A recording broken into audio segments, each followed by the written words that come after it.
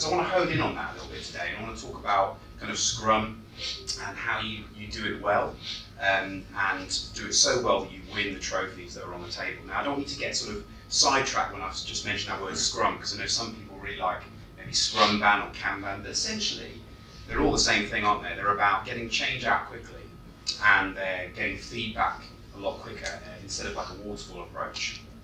Now, I don't know if you remember this England team back in 2003.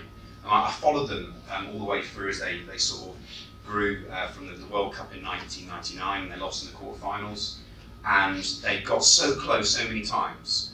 They lost, I remember, I think it was in Ireland, the Grand Slam like we did on Saturday, ironically. And they just got closer and closer. And I remember the summer before they won the World Cup, they went to New Zealand and they beat the All Blacks in their backyard. And there was a moment in the game when they got a man put in the sin bin, I think 2 men actually, and they were down to 13 men. And they held on, they beat the All Blacks. And on my birthday, on my 18th birthday, it was a beautiful day. And I was thinking about these guys, incredible leaders in this team, particularly Delalio, what an inspirational player he was. And what was it about them as you watched them throughout the World Cup that made them so great? Because they had a focus about winning at kind of whatever cost, whatever came their way. They were all focused as a team on the goal, and that was winning the World Cup. And if you watched them throughout the World Cup in 2003, they didn't actually play well, but they managed to get it done. And they showed a lot of courage, I think. They got a lot of stick out in Australia, because people in Australia knew that they were a great team. And if you watch the video about the team across the World Cup, you find they were very open with each other. So when things weren't going well, they had team meetings and they were very honest, and they said, look, this is rubbish, we're going to lose this if we're not careful. And some choice words were explained, were put in place in some places. They were very committed. If you watch them in training, they would literally be sick with the amount of intensity that they were going through to just drive themselves forward as a team. And there was no doubt they respected each other as a team. And I think these are, ironically, these kind of factors actually are part of the Scrum Guide, these 5 things that make up Scrum and some of the principles that Scrum's based upon.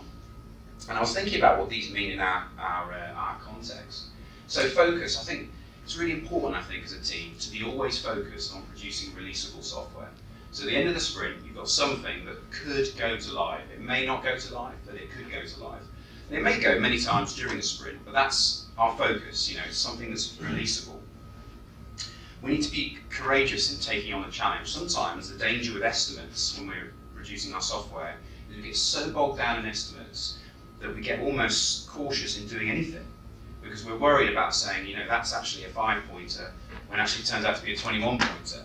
And so we end up committing to very little and delivering very little of any value to the customer. So it takes a lot of courage, I think, to be a software engineer, to take something on and really own it and get it out there. And I think that sometimes it's about taking risks and actually putting in the work to get it done.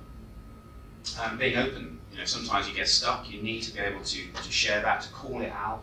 And when things are going badly as a team, in a stand-up, I've seen it sometimes here, which is great. People say, look, this sprint is going south. We need to do something about it. And I think commitment's a big thing. So coming back to my original point, sometimes, there's often a culture in many places, not necessarily here, where things get chucked over to ops, and developers perhaps don't, attend the go live, the actual releasing of the software, and don't really care about whether it goes to live. It just that's something that just happens in a background process. So it's about everyone being committed to getting things out the door, and that may mean alternating, let's say, who's involved in that whole process. And obviously respect, as we talked about earlier. So what is releasable software in our terminology? We talked about it, I think Pete saying we want to move with LV, and we're already doing it, I guess, in-house, to actually making sure that everything is signed off. We shouldn't be working on anything that is not signed off. That's absolutely crucial. And we want to be defining our scenarios, something that Harpreet and I have worked on, and Sam as well, and as a team, we're trying to be really good, and Harpreet's been great, encouraging us to work together early on to define the scenarios that we're going to build into our software. Things being code complete, that's pretty obvious. Automating the tests. We don't want to be creating tech debt and big long spreadsheets if we don't have to. We want everything passing on green. That's obviously our ST environment. And I always stress this point that it's often missed out when we talk a lot about automation. But if we do have a UI involved, we need to be testing it on the browsers, actually sitting there manually. And in an ideal world, actually running the tests on the different browsers, that is crucial. Demo to the right people. We don't want to be demoing it to Georgie in the show and tell, let's say, like I've been known to do. And we want to get it deployed to blue. Now, I think we shouldn't beat ourselves up if we don't get it to red, because sometimes things are outside of our control. But I think really we can say that something's releasable if it's in the blue environment, and that's something I think we should really aim to do, if not red.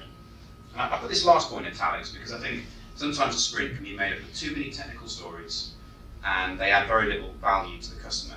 So one thing that people like to stress with sort of Kanban is getting things out really quickly, and maybe I'll put out this new service, and that might have a different endpoint on that.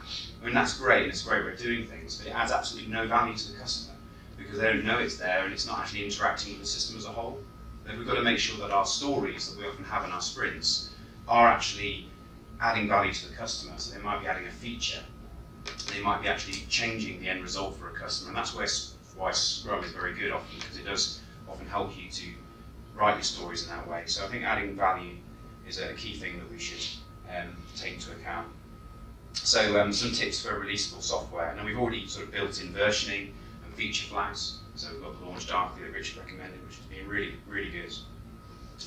Getting the new services into the environment quickly, not waiting until they're built, getting them in there right at the beginning when they perhaps just spit back some hello world JSON or something like that. But once it's in there, that's a big hurdle to get over right quick.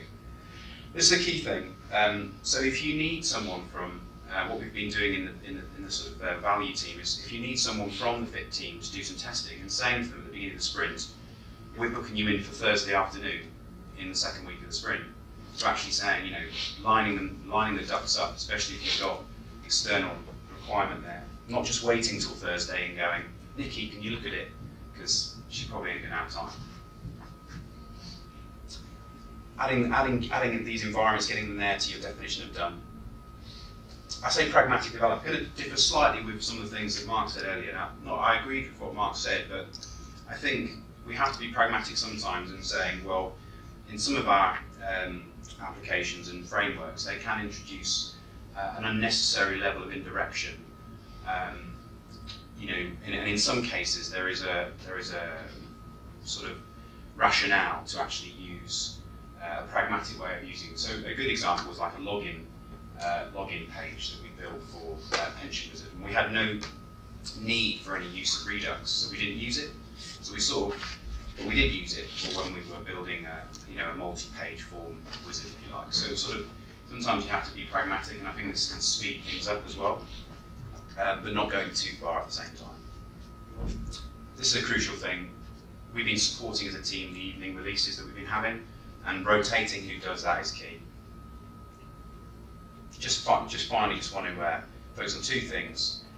Releasable is not production ready, so something could be, you could be able to switch it on, but actually you can't because of compliance. They're not the same thing, so remember those two things, and we shouldn't feel too discouraged if we can't actually turn something on live, because sometimes there are things that are outside of our control and things that aren't in our teams.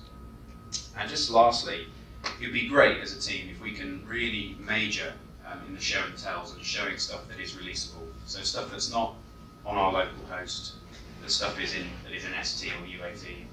That should be our goal, because that should be the goal of our sprints. Thanks very much.